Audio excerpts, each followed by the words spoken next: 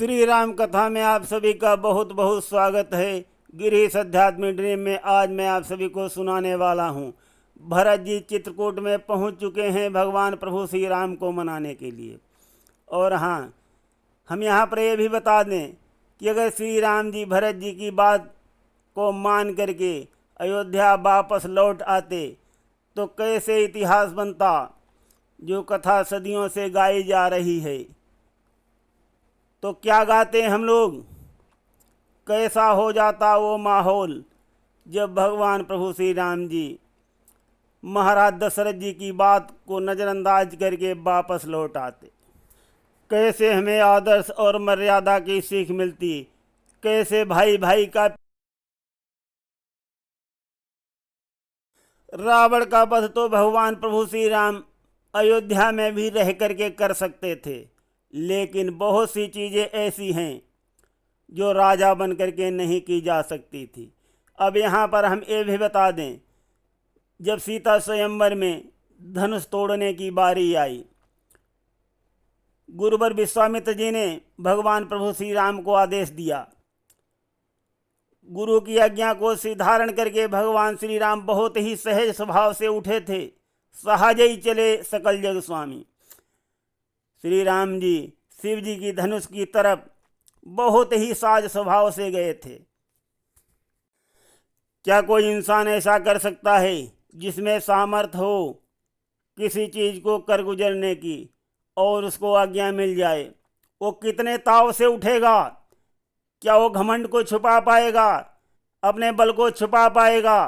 परंतु भगवान प्रभु श्री राम ने सब कुछ छुपा लिया और बहुत सहज स्वभाव से धनुष के पास जाकर के खड़े हो गए थे।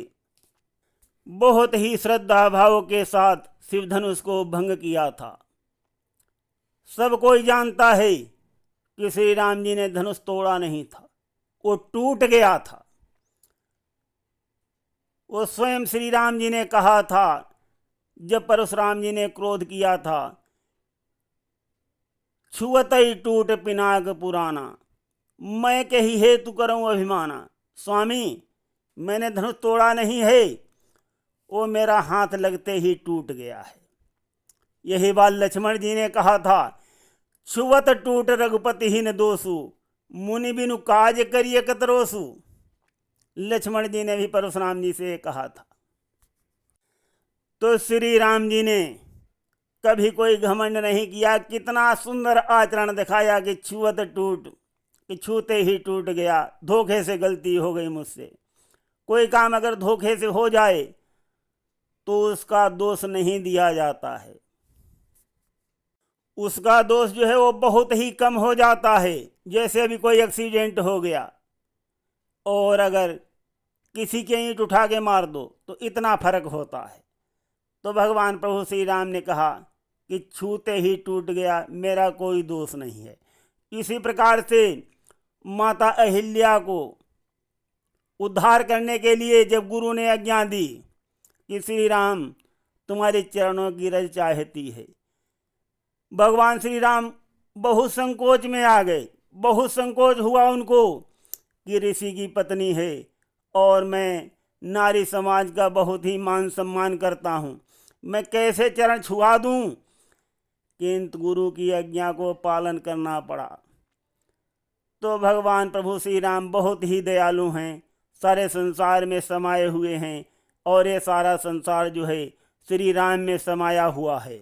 आज के कथा के प्रसंग में भरत जी चित्रकूट में पहुंच चुके हैं और गुरुओं के साथ श्री राम जी का और भरत जी का बहुत संवाद होगा। दरबार लगेगा श्री राम जी का वन में ही। सारा प्रसंग हम आपको सुनाएंगे, सुनिए कथा प्रसंग में। भरत जी के आचरणों को देख करके लक्ष्मण जी ने जो अपना बाण संधान किया था वो छूट गया, गिर गया उनके हाथ से बाण। भगवान श्री राम जी सब कुछ जानते हैं और दूसरा कोई ये भेद नहीं जानता है कि लक्ष्मण जी को क्रोध आया था। भगवान को यहाँ पर थोड़ी थोड़ी सी हंसी आ रही है लक्ष्मण जी की ओर देख करके कि अभी लक्ष्मण जी इतना क्रोधित थे और अभी ये सारा दृश्य बदल गया है। ये देख हंसी मन ही मन में राघव को आई थोड़ी सी, आंचल की ओट मैथिली भी उस क्षण मुस्काई थोड़ी सी। इतने में लक्ष्मण से मिलकर भाभी की ओर भरत धाये, वाणी ने जब ही प्रणाम कहा, आंखों में प्रेम अश्रु छाए। सीता ने भी गदगद होकर हाथों पर उठा भरत जी को, आशीष के प्यारे बचनों से आनंदित किया भरत जी को। इतने में शत्रुघ्न भी आ पहुँचे सहलाद, संग में इनके था वहीं प्रेमी भक्त निषाद।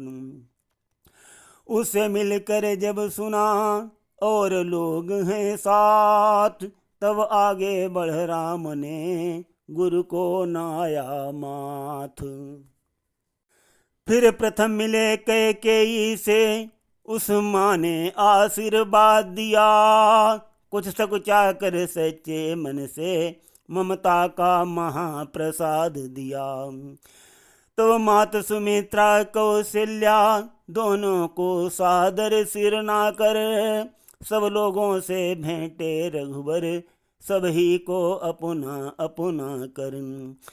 सीता सासों के पैरों पड़ जीवन को धन्य समझती है, सांसें उछाह की सांसें ले सब कुछ न्यौछावर करती हैं।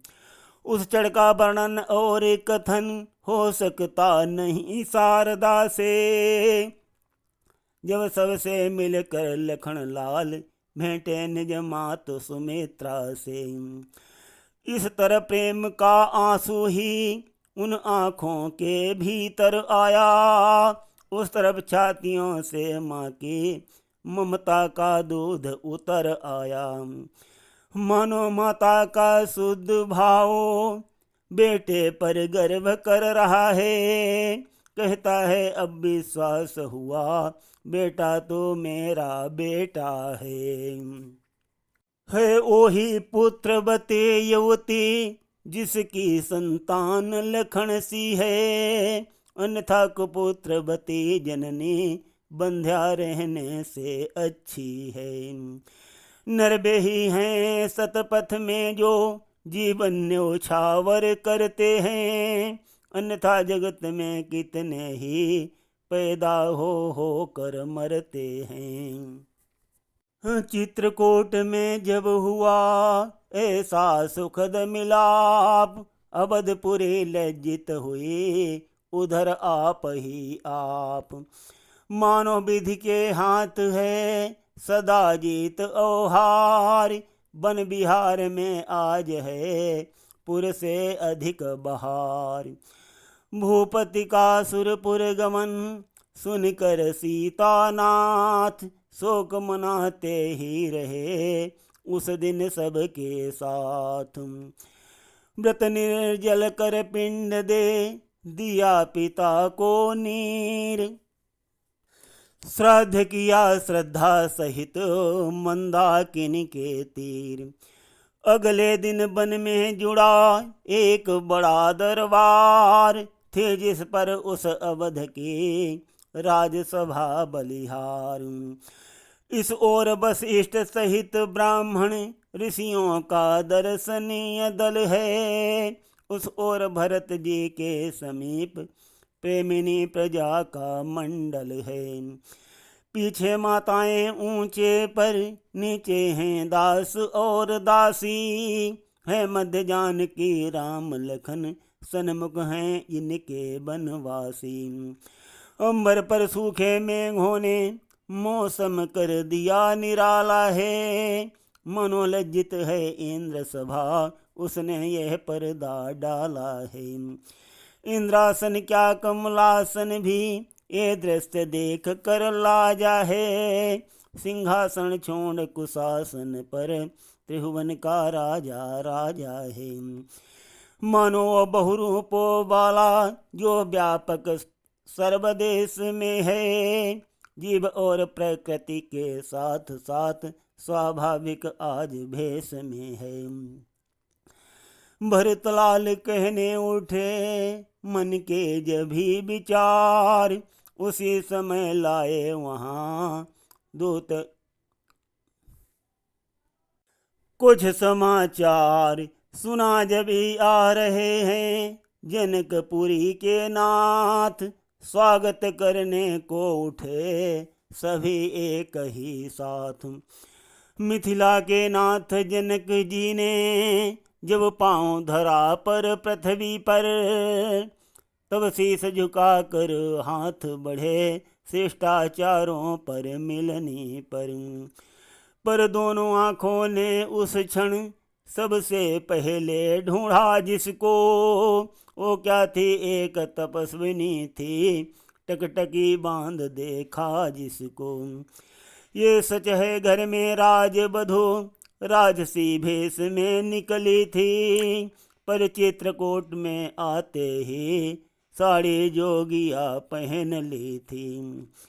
बस उसी जानकी जोगिनी को जिस समय जनक जी ने देखा, या आंखों की पुतली को जब आंखों की पुतली ने देखा, तब गड़ी हुई आंखों ही में हार्दिक आशीष दे पुत्री को, संबोधन करने लगा पिता ऐसे शब्दों से पुत्री को।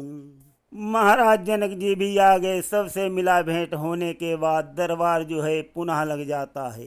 भरत जी जो हैं वो विनती करने के लिए उठते हैं श्री राम को अयोध्या में वापस लौटने के लिए। तो किस प्रकार से अपने वचनों को रखते हैं सुनिए यहाँ पर।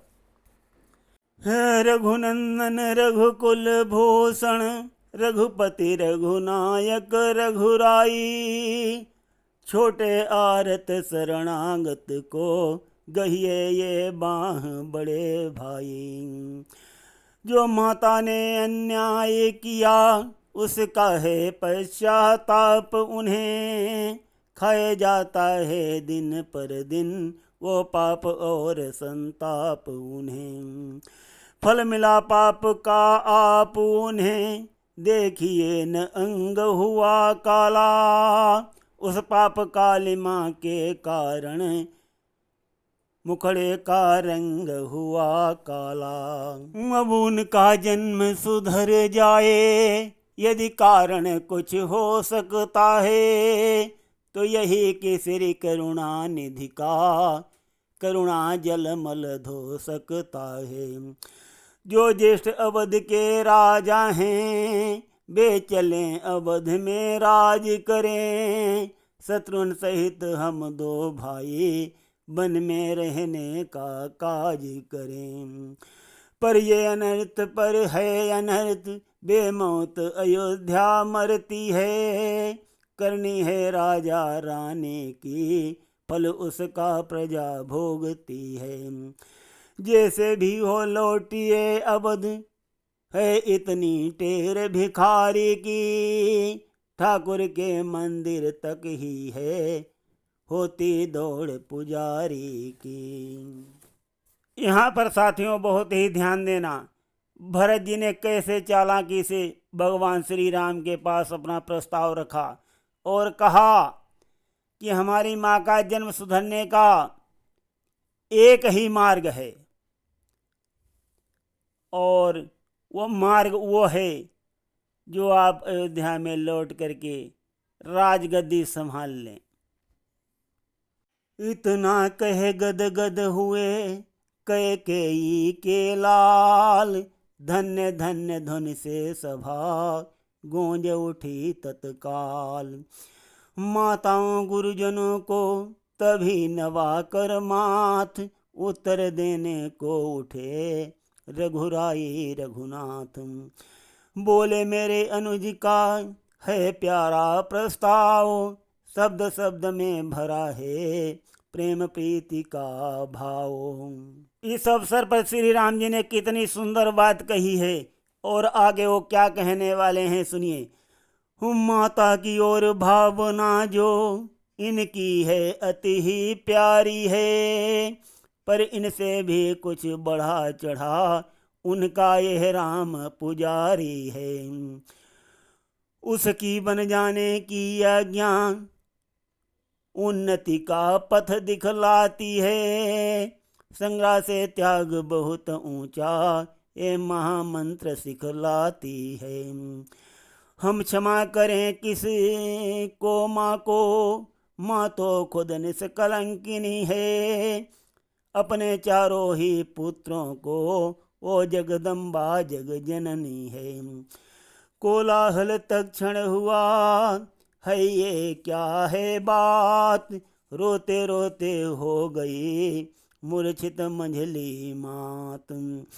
सीता दौड़ी साथ ही दौड़ पड़े रघुराय, चेतन करने के लिए किए अनेक उपाय। लखन श्री रामचंद्र शंकर हरिओम। श्री राम जी की बातों को सुनकर माता कैकेयी मूर्छित होकर के गिर पड़ती हैं। बहुत प्रयत्न के बाद उनको होश में लाया जाता है और बहुत ही मार्मिक बातें होती हैं। बहुत मधुर संवाद होता है। भरत जी बहुत ही प्रयत्न करते हैं श्री राम को अयोध्या में वापस लौटने के लिए, किंतु ऐसा संभव नहीं हो पाता है। हमें बहुत सीख मिलती है। कितने सुंदर आचरण की बातें हो रही हैं। भाई भाई का प्यार झलक रहा है। और आगे अब हम कथा को ज़्यादा नहीं बढ़ाना चाहते हैं, संक्षिप्त में बता रहे हैं। अब यहाँ पर बहुत ही मधुर संवाद हो रहा है। बहुत ही मधुर वाणी में चर्चा हो रही है। सब लोग बहुत ही खुश हैं।